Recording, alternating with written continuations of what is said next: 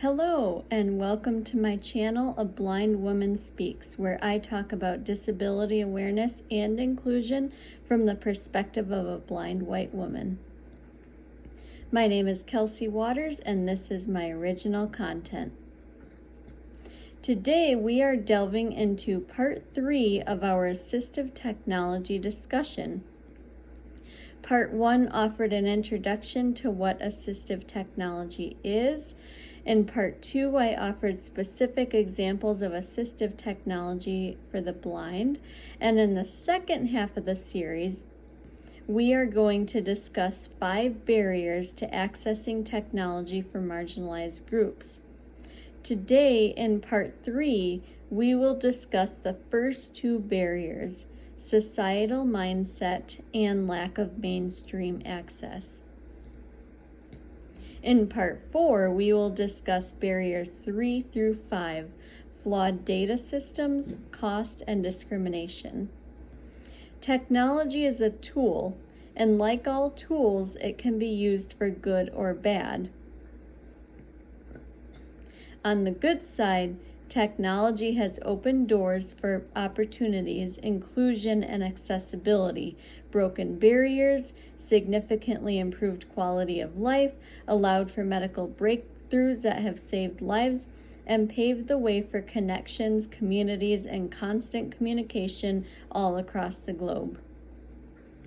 As a blind person, I would not be where I am today without technology. On the other hand, technology can be exclusive, creating isolation, frustration, and additional barriers. Consequently, there are many areas where people with disabilities are being left behind as the digital world continues to evolve. While many of us have encountered barriers relating to technology, I specifically want to talk about the barriers to access faced by people with disabilities and other marginalized groups. The first barrier is mindset. First and foremost, I want to talk about mindset because it is at the root of all the other barriers. In general, people with disabilities are devalued both consciously and unconsciously. We are not seen as being very competent or not a target population for businesses. We are viewed as a liability, and accessibility and accommodations are looked at as a burden or as a favor that people can do if they want, rather than an absolute necessity. Furthermore, people with disabilities and other marginalized groups are considered to deviate from what society considers the norm.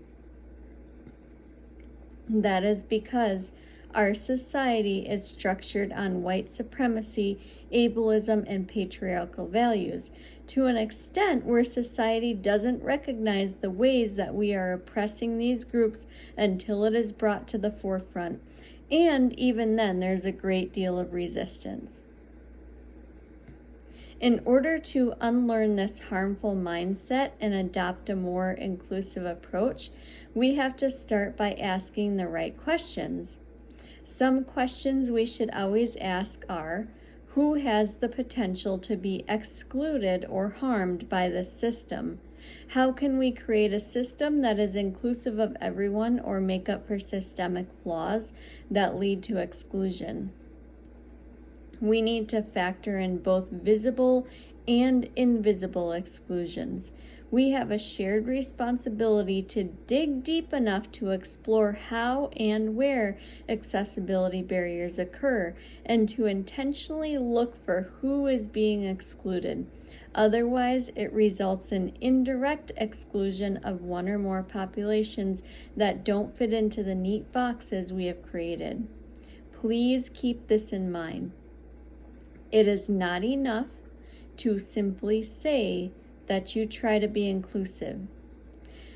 We have to recognize that because we don't know everything about every group of people, and we can't, there are going to be times where we will unintentionally exclude someone. how can you expect that you will automatically be inclusive of people with disabilities or of Black and brown people if you have never lived or understood their experience? You can't.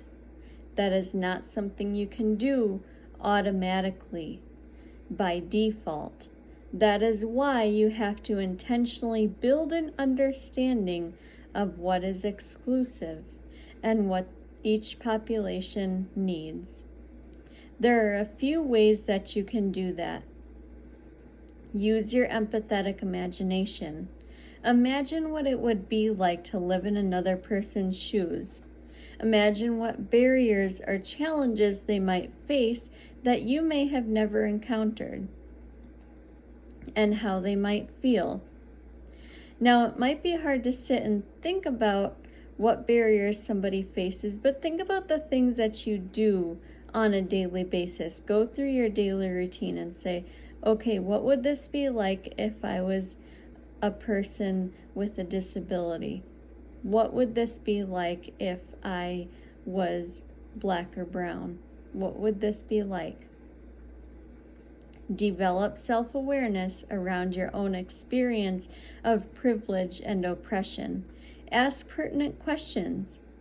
Finally, listen to and believe people in marginalized groups, because the only way that you can develop an inclusive mindset is by first learning what is exclusive and then making positive change. Inclusivity may not seem like a life and death matter, but it is in many ways. The second barrier is mainstream access. As we discussed, our societal mindset is responsible for all the other barriers. Because people with disabilities are not viewed as the norm, companies don't intentionally consider ways in which their products exclude us. As a result, assistive technology devices are not mainstream. Although more than 1/4 of adults in the U.S. are living with a disability, 56% of companies do not routinely test their products for people with disabilities. What it means to make assistive technology mainstream is that technology will have built-in accessibility features for people with disabilities, and that companies will consult and hire people with disabilities and their advocates to ensure that the product is achieving the accessibility standards needed to provide the necessary accommodations. If more technology was mainstream, people with disabilities would not have to seek out assistive technology devices that are exorbitantly expensive, not well known by most companies, and have limited training availability. When I have an issue with my technology, such as my talking screen reader or my Braille tablet, I can't just take it to Best Buy. Instead, I have to try my best to fix the problem on my own and troubleshoot.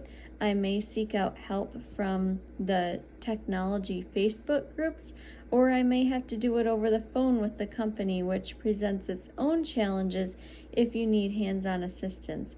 And then if none of that works, I ship it to the company to be fixed, which means a couple $100 and a few weeks without my main device. Often, companies do not design products with accessibility in mind. For example, certain programs, websites, or software on the computer do not interact well with screen readers because the website developers were not thinking about accessibility when they designed their websites. As a hospital chaplain, I have to be able to navigate and write notes in medical charts. It has taken months of collaboration between myself, an assistive technology representative for the blind, and software developers to redesign the medical charting software so that it works with my screen reader. And even now, we are still working out some kinks. Unfortunately, it was only my particular software that was redesigned. But what would be better is for the company itself to redesign all charting software to be more accessible. Making websites more accessible is less difficult and financially burdensome than most developers realize. Eric Duffy, a representative from the National Federation of the Blind, says that the codes that make websites accessible for blind people will also make them more user-friendly for sighted people. Now here's an example of some technology that is mainstream. Apple products and Androids have accessibility features built in for various types of disabilities, including blind and low vision, physical motor and mobility, hearing, and communication, all of which can be found in the accessibility section of the settings and activated by simply toggling on or off. Both Apple and Android products include a talking screen reader called VoiceOver for Apple and TalkBack for Android. Google Chrome has some built-in accessibility features, including a read aloud program and a built-in screen reader on their Chromebook. Imagine how different life would be if other companies followed suit. What if all computers had talking screen readers, Braille, or magnification features built in? What if all phones, computers, and tablets had built-in accessibility features for those with physical mobility or motor challenges? What if all media streaming platforms required videos to have closed captioning and audio description? What if all sidewalks, streets, and buildings were built according to the accessibility standards that are legally required by the Americans with Disabilities Act? I recognize that this is a lot of information and a lot to take in. We will continue with our discussion on barriers in part 4, but I wanted to establish this groundwork first because everything stems from our mindset. I challenge each of us to go about our lives with new eyes, new ears, and a new mindset. If you are able, look around, listen, or imagine where exclusion is happening and consider new ways of doing things.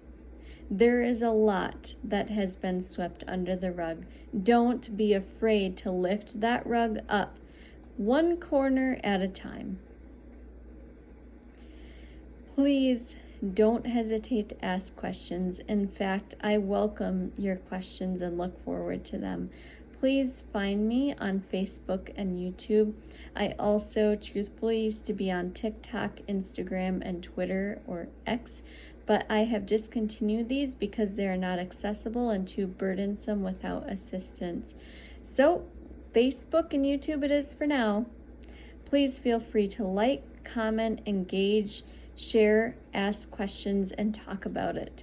Until next time, stay tuned for part 4 of our Assistive Technology series, From a Blind Woman Speaks. Goodbye for now.